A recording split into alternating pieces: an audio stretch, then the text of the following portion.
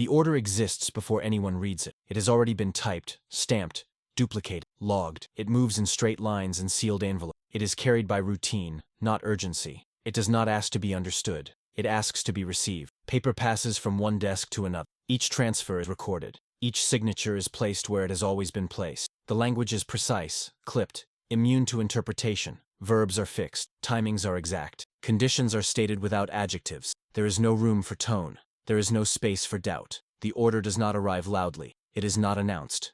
It is inserted into the day the way all other orders are inserted, between scheduled tasks and expected reports. It waits its turn. It is handled with the same hands that handle every instruction that arrives from above. No one asks why it was written this way. No one needs to. The form is familiar. The sequence is known. It resembles dozens of others that have already been carried out and archived. The differences are small enough to be invisible at first glance. It moves downward through layers that exist to move things downward. Each layer confirms receipt. Each layer checks formatting. Each layer ensures nothing has been altered. The order grows heavier as it goes, not because of its content, but because of its certainty. Every person who touches it understands their role immediately. They are not meant to improve it. They are not meant to pause it. They are meant to pass it along intact. The system rewards intactness. Alteration is a deviation. Deviation requires explanation. Explanation creates delay. There is no delay. The order is read aloud in quiet rooms. It is read silently under dim lights. It is read by people who have read hundreds like it. The words do not linger. The sentences do not invite reflection. They are functional. They are complete. Compliance begins before the last line is finished. Schedules are adjusted. Movements are penciled in. Resources are allocated according to tables that already exist. Nothing about the process feels unusual. The machinery of execution engages smoothly, without friction. There are no raised voices. There are no meetings called to debate phrasing. There is no need to clarify intent. The order says what it says. The system knows how to obey. It continues moving. At no point does it stop to justify itself. Authority is embedded in its formatting. Legitimacy is assumed through repetition. It carries the weight of everything that came before it. Every prior command that passed through the same channels and was completed without incident. This one is treated no differently. As it travels, the order sheds context. Each hand that passes it along removes another layer of proximity to its origin. What remains is structure, timing, instruction, obligation. By the time it reaches the lowest level where action begins, it is no longer questioned because it is no longer a question. It is a fact. It exists. It has been approved. It is active. And long before anything happens, long before consequences appear, the outcome has already been set in, locked in by the simple act of being followed. The environment that receives the order is built to receive order. It is defined by lines that do not cross and roles that do not overlap. Every function has a boundary. Every boundary has a rule. The structure does not flex. It was not designed to. The order enters this structure and immediately finds its path. It does not need guidance. The route has been worn smooth by years of repetition. Downward is the only direction that matters. Each level exists to narrow responsibility, not to expand it. Those positioned closest to the top handle the order briefly. Their interaction with it is procedural. They confirm that it aligns with existing directives. They ensure it has passed through the correct offices. They check that the markings are complete. They do not examine the substance beyond what is required to move it forward. They trust the layers above them to have already done that. As the order descends, it becomes more specific in effect and less flexible in interpretation. Higher levels speak in abstractions. Lower levels speak in actions. This is by design. Distance from execution allows certainty to survive unchallenged. The hierarchy is quiet. It does not argue with itself. It communicates through established channels that leave little room for interruption. Messages travel along fixed routes, at set times, using language stripped of ambiguity. Anything that does not fit this system is treated as noise. Within this structure, questioning is not forbidden. It is simply unnecessary. The system does not expect it. It is not trained for. Questions require upward movement, and upward movement is slower, heavier, and scrutinized. Downward movement is efficient. Downward movement is rewarded. So the order continues down. Each person who receives it understands exactly what is expected of them, not because they agree with it, but because agreement is irrelevant. Their responsibility is to ensure the order passes through their position unchanged. Fidelity is the measure of competence. The structure reinforces this at every step. Performance is evaluated by compliance. Deviations are recorded. Deviations require justification. Justification suggests error. Error attracts attention. Attention is avoided. The order is broken into segments that align with existing units and schedule. Each segment is assigned without discussion. The distribution follows templates that have been used countless times. The system prides itself on this efficiency. Nothing is improvised. Nothing is left undefined. Time moves forward in increments that match the order's timetable. Each stage is locked to the next. Delays ripple outward and are corrected automatically by the structure itself. There is no pause built into the process. Pauses introduce uncertainty. Certainty is preserved. Those nearest to execution see only their portion. They are not meant to see more. The structure protects them from excess context. It simplifies their role. It narrows their focus. Complexity is absorbed above them, filtered out before it can interfere. By the time the order reaches its final levels, it has become indistinguishable from routine. It blends into daily operations, surrounded by other instructions that look the same, sound the same, and carry the same authority. No one owns the order anymore. Ownership has dissolved into the system. Responsibility is distributed so evenly that it cannot be located. The structure hums, messages move, confirmations return upward. The hierarchy confirms itself at every exchange. Everything appears controlled. Everything appears stable. And because the system functions exactly as intended, because no step is skipped, and no role exceeds its boundary, the order continues unchallenged, carried forward by the very efficiency that ensures nothing will stop it. The moment the order reaches the level where action begins, it stops being an instruction and becomes a schedule. Time is divided. Positions are assigned. Movements are aligned with clocks rather than circumstances. The language of preparation replaces the language of intent. There is no announcement that this execution is different from others. The order is slotted into existing rhythms. It shares space with routine tasks, maintenance reports, and logistical updates. Nothing about its presence demands special attention. Preparation unfolds in stages that have been rehearsed countless times. Each stage begins on time. Each stage ends on time. Progress is measured not by outcome, but by adherence. Checklists are followed. Signals are acknowledged. Confirmations are sent upward at predetermined intervals. No one asks whether the order still applies. It is current. It has not been revoked. That is sufficient. Movements begin precisely when scheduled. Units shift according to diagrams that were prepared in advance. Distances are measured. Timings are synchronized. The execution relies on coordination rather than awareness. Awareness would require interpretation. Interpretation would introduce variance. Variance is avoided. Communication during execution is minimal and controlled. Only essential exchanges are permitted. They are brief, formal, and unambiguous. Reports describe position and status, never implication. The order does not request feedback. It requests compliance. Those carrying it out do not pause to assess the broader situation. Their task is defined narrowly. They act within the limits assigned to them. Anything outside those limits belongs to someone else, higher up the structure. The system is designed to prevent hesitation. Every action triggers the next automatically. Each completed step authorizes the following one. Momentum replaces judgment. The order advances because the previous step was completed successfully, not because conditions remain favorable. Time passes in measured intervals. The execution does not accelerate or slow. It does not respond to subtle changes. It follows the schedule exactly as written. Reports continue to move upward. They confirm that actions are being carried out as instructed. They do not contain analysis. They are not meant to. Analysis would imply responsibility beyond execution. The order does not change. It has already passed too many hands to be altered. As the execution progresses, minor irregularities, they are noted in passing. They are not emphasized. They do not trigger response because they do not fit the criteria for deviation outlined in the order. The system does not recognize them as meaningful. The structure remains intact. The chain holds. Compliance remains total. Those involved feel no sense of drama. There is no moment that demands decision. There is only the steady unfolding of instructions that have already been accepted as valid. The execution continues because stopping would require a reason, and no reason has been formally acknowledged.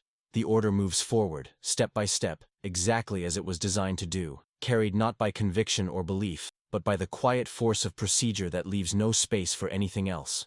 The first indications that something is wrong do not arrive as alarms. They appear as inconsistencies, small enough to be absorbed by the structure without interruption. A report arrives slightly delayed. A confirmation contains information that does not fully align with expectation. The system records these details and moves on. The order does not account for ambiguity. It was written to function under assumed conditions. Those assumptions remain unchallenged because the order remains active. There is no mechanism to pause it based on partial uncertainty. As execution continues, discrepancies become more frequent. Timings begin to drift.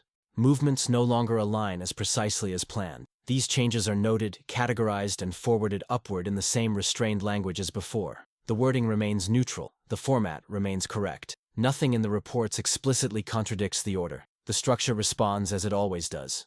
Adjustments are made within allowed parameters. Minor corrections are issued that do not alter the core instruction. The system attempts to preserve the order by refining its execution rather than questioning its validity. This response is automatic. It reflects training, not choice. Information moves upwards slower now, burdened by detail. Each layer condenses what it receives, stripping away nuance in favor of clarity. What remains is sufficient to confirm that execution is ongoing. It is not sufficient to reveal the scale of deviation forming beneath. At lower levels, conditions diverge further from what was anticipated. The order does not recognize this divergence. It continues to demand the same sequence, the same timing, the same movements.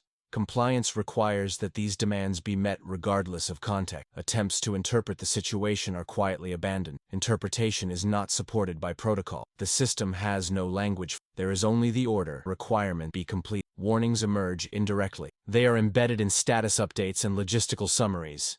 They do not take the form of objections. Objections would require authority. These messages are informational, and information alone does not stop an order. The structure absorbs them without response. As the gap between instruction and reality widens, execution becomes more strained. Coordination falters, not through disobedience, but through misalignment. The order assumes a stability that no longer exists. The system continues to operate as if it does. Higher levels receive increasingly abstracted versions of events. By the time information reaches them, it has been filtered to preserve coherence. What remains suggests difficulty, not failure. Difficulty can be managed. Failure cannot be acknowledged without halting the process. The order remains unchanged. Momentum carries everything forward. Each completed action justifies the next. The system interprets continuation as confirmation that the order is still viable. The possibility that the order itself is flawed does not enter the process. By the time the consequences begin to surface in forms that cannot be corrected locally, the structure is too engaged to disengage. The order has passed beyond the point where adaptation is possible. It continues forward, intact in wording, even as the reality beneath it begins to collapse. The point at which failure becomes unavoidable does not announce itself. There is no single moment where the system recognizes what it has created. The collapse arrives as accumulation, not revelation. Effects compound quietly, until they exceed the limits the structure was built to contain. Execution continues even as coordination deteriorates. Movements that were meant to align now interfere with one another. Timetables overlap without connection. Resources arrive where they are no longer useful, and fail to arrive where they are needed. None of this violates the order. All of it occurs within its boundaries. Reports reflect growing strain, but they remain formal. Loss is described without emphasis. Disruption is recorded without interpretation. The language stays controlled, as if restraint itself could contain the consequences. The structure does not slow. It cannot. Slowing would require recognition of systemic failure, and recognition would require authority that no single level possesses. Each part sees only a fragment. No fragment is sufficient to justify stopping. The order continues to demand completion. As pressure increases, the system responds by tightening itself. Protocol is enforced more strictly. Deviations are corrected faster. The very rigidity that allowed the order to move smoothly now prevents adaptation. Flexibility is treated as error. Communication becomes less informative and more confirmatory. Messages exist to show that execution is still underway. Silence would imply breakdown. So communication continues, even as its connection to reality. The collapse spreads unevenly. Some elements cease to function entirely. Others continue operating as if nothing has changed. The structure does not reconcile these contradictions. It records them separately in different channels, at different times. There is no central acknowledgement of what is happening. The system does not experience shock. It experiences overload. Eventually, outcomes emerge that cannot be classified as temporary or correctable. Entire segments of the order's intent are rendered impossible. The structure registers this not as catastrophe, but as failure to meet projected benchmark. The order itself is not withdrawn. It remains active until its timeline expires. By then, the damage has already exceeded what the system can contain without acknowledging responsibility. When execution finally stops, it does so not by command, but by exhaustion. There is nothing left to coordinate, nothing left to align. The machinery winds down unevenly, each part ceasing according to its own limitations. What remains is not a scene of drama, but an absence, an operational space emptied of purpose. The order is complete on paper. It has been followed exactly, and in that exactness, the structure has delivered its final result, a failure produced not by resistance or chaos, but by obedience carried to its logical end. After the order concludes, there is no moment set aside to examine it. The system does not pause for reflection. Its design does not include space for that. What exists instead is transition. Attention shifts forward. New instructions arrive. New schedules are prepared. Records are compiled. They are thorough and neutral. Actions are logged in sequence. Deviations are noted where required, but only in relation to procedure. The language remains consistent with every other completed operation. There is no special classification for what has occurred. The order is filed among others like it. It is referenced by date and identifier, not by outcome. Its documentation is complete. Completeness is treated as closure. Those who were involved return to their assigned function. Their roles remain unchanged. There are no formal acknowledgments of consequence directed at them. Responsibility, having been distributed so evenly, cannot be reclaimed. Higher levels receive summaries that emphasize continuity. The structure presents itself as intact. The failure does not disrupt the hierarchy. No role is suspended. No process is formally revised. Silence follows, but it is not imposed. It is structural. The system does not encourage discussion of concluded orders. Discussion suggests unfinished business. This order is finished. Attention moves on. In subsequent days, similar instructions pass through the same channels. They are formatted the same way. They follow the same paths. The machinery of command functions without visible alteration. Whatever adjustments are made occur quietly, absorbed into procedure without acknowledgement of origin. There is no official language for what was lost. Loss does not fit cleanly into operational category. It is accounted for indirectly through revised projections and updated tables. These changes do not reference causes. They reference requirements. The order itself becomes distant. It is no longer spoken of. Its existence persists only in archives and in the routines that continue unaffected. The system does not mark it as an exception. Exceptions threaten predictability. The structure endures by treating the outcome as incidental rather than instructive. This allows continuity. The appearance of control is preserved. Another order begins moving through the same pathway. It is processed with the same care. It is obeyed with the same precision. The system recognizes no reason to behave differently, and so the machinery continues, unchanged in form, carrying forward the same authority, the same certainty, and the same quiet capacity to turn flawless obedience into irreversible consequence.